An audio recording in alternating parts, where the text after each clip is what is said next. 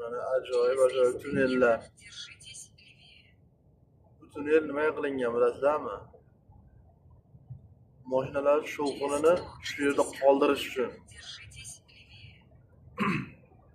Yonida baland uylar bor, aholining uylari, shahar. Shu mashinaning shovqini, trassadagi shovqin kirmasligi uchun shunaqa qilingan.